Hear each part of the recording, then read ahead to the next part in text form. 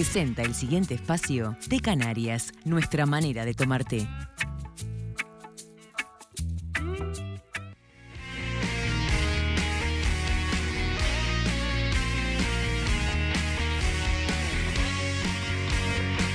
Le damos la bienvenida al consejero Héctor Florit, un gusto tenerlo con nosotros.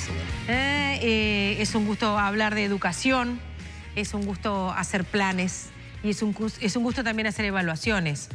Y en esas tres canchas creo que nos vamos a ir moviendo con la presencia del consejero hoy. Es un día particular hoy porque aquí en Montevideo se está viviendo una jornada de detención de tareas por un evento... Canelones. Perdón, en Canelones. Por un evento muy desgraciado que involucró a una directora y una secretaria de la escuela, ¿verdad? Sí, sí. Fue una situación de esas que el desborde de una madre que frente a una situación que no estaba directamente vinculada a la escuela, irrumpe en la escuela y golpea primero a la secretaria o empuja a la secretaria, golpea a la directora. Yo no quisiera dar muchos detalles de lo particular. Sí decir que este es un hecho más de lo que han venido sucediendo desde hace algún tiempo. Yo creo que siempre sucedieron, pero que antes había un manejo distinto de estos eventos. Hoy, cada hecho que es capaz de ser filmado por un celular o que tiene algún nivel de resonancia a través de las redes, alcanza una connotación que hace 20 años atrás no la tenía. Eso también fue, yo diría, modificando algunos comportamientos, el comportamiento de las instituciones que sistemáticamente hacen la denuncia policial, el comportamiento del Poder Judicial que a partir del año 2013, 2012 ha adoptado el criterio de procesar, en general sin prisión, excepcionalmente en 2 casos con prisión, y en definitiva, yo diría, un estado de alerta y de cuidado en relación a un vínculo que yo diría, en la enorme mayoría de los casos es un vínculo muy positivo. Sigo pensando que estos casos de violencia son emergentes, puntuales, que no nos tienen que hacer perder la vista de lo general. Lo general es que las escuelas y los maestros construyen propuestas educativas y comunitarias con la gente, con los vecinos. Son las comisiones de fomento las que llevan adelante muchas de las actividades escolares. Es el vínculo cotidiano con las madres y con los padres lo que a veces facilita el funcionamiento del comedor, las clases, etc. Pero el hecho puntual adquiere notoriedad y obliga a una reflexión. Es importante señalarlo y reflexionar sobre eso, Florit, porque además involucra también el trabajo de los periodistas, de los medios.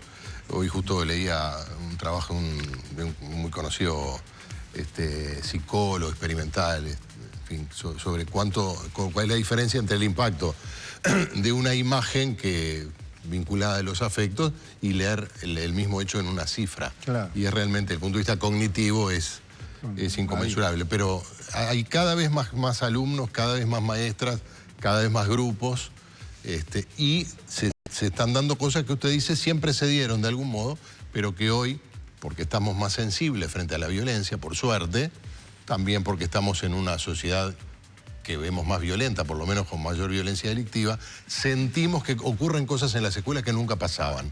Y esto no es al menos tan así. Yo creo que no es así. Yo francamente soy de los que tengo la convicción, primero, que no tenemos datos estadísticos de largo plazo como para hacer una comparación de hechos de violencia de este año con 10 años atrás o 30 años atrás.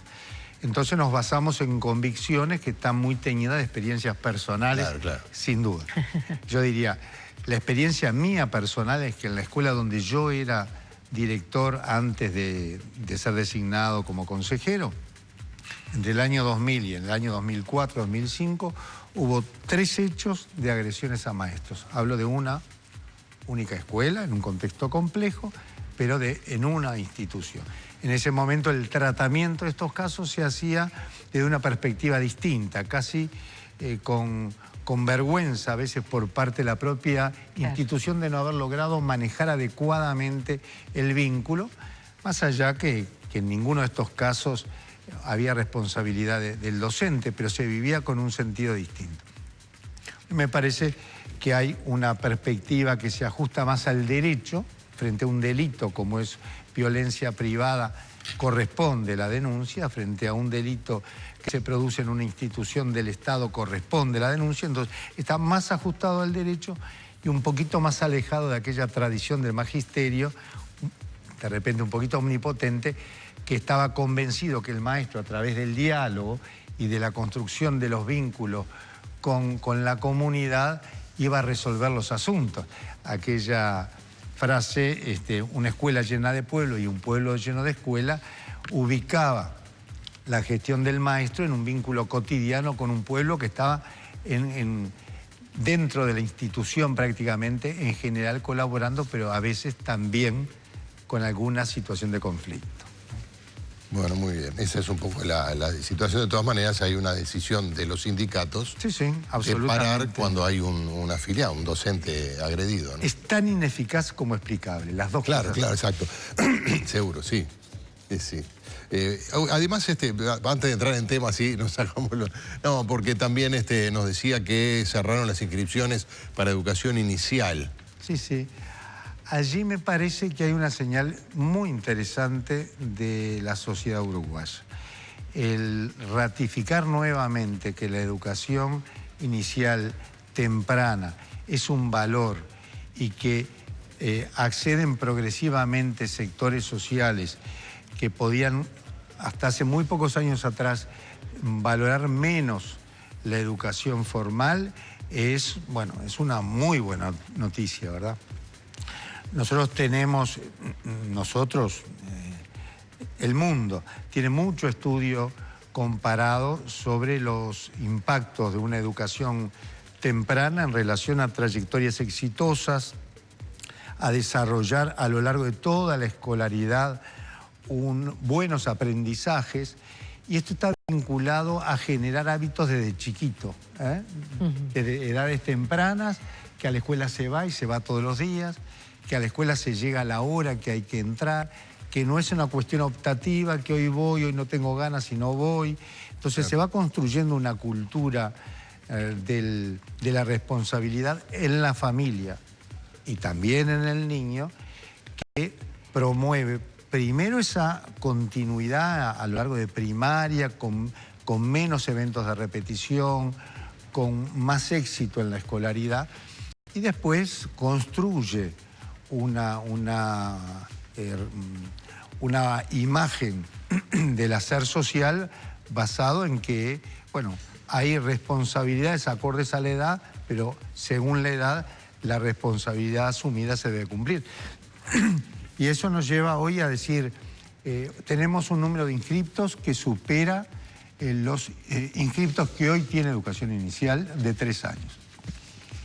Los números nos llevan a hablar de más de 14.000 niños de 3, 14.200 inscriptos nuevos.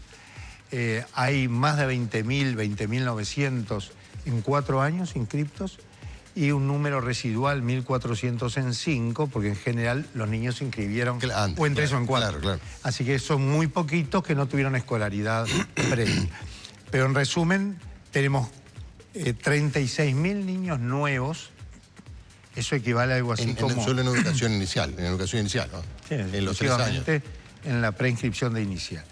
Y si le sumamos los pases, niños que ya estaban en una institución privada y piden para un jardín público o pasan de público a público, estamos en 42.300 niños. Eso incluye otro tipo de, dejar otro tipo de institucionalización, porque podríamos preguntarnos dónde estaban todos esos niños hasta ahora, incluso los de 4 y 5 años.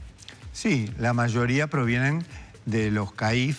La cobertura de 3 años está en el 72%.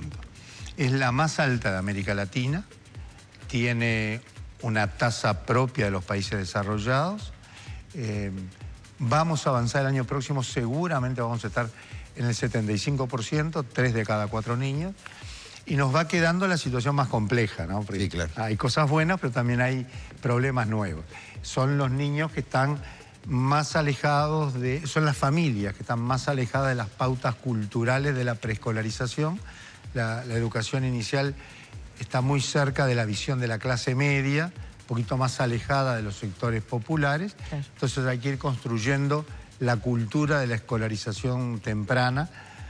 Nos están quedando los chicos que están en lugares que residen en lugares más alejados de la oferta educativa, en el medio rural, en zonas de marginalidad urbana más dura.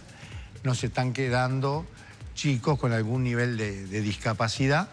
Es decir, vamos encaminándonos a tener que trabajar los próximos años con esos 14.000, 13.000 niños de 3 que están en situación más difícil.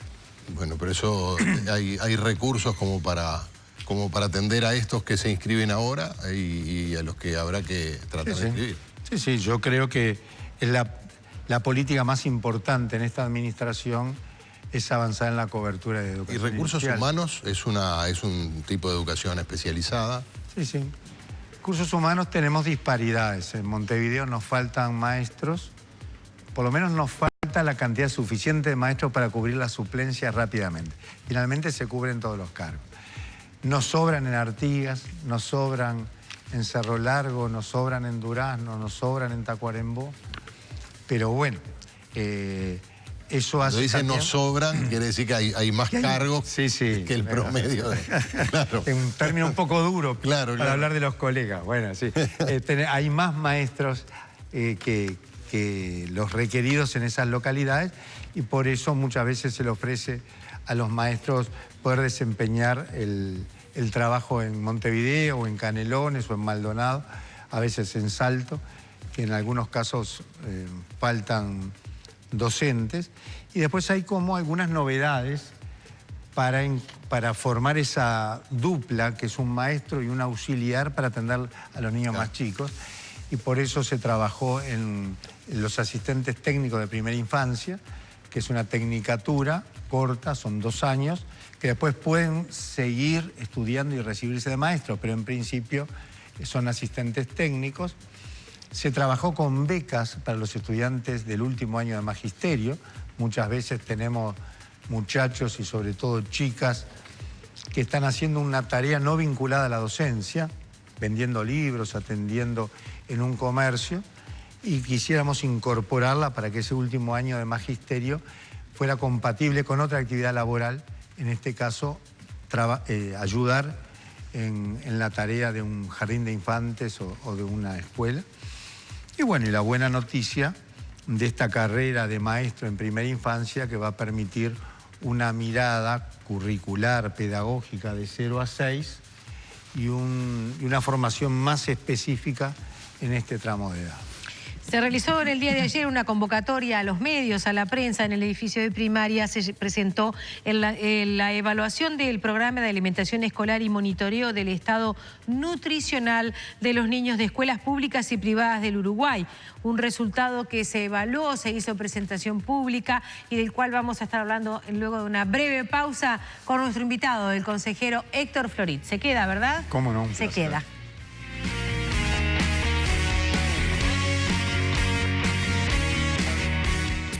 Presentó Té Canarias, nuestra manera de tomar té.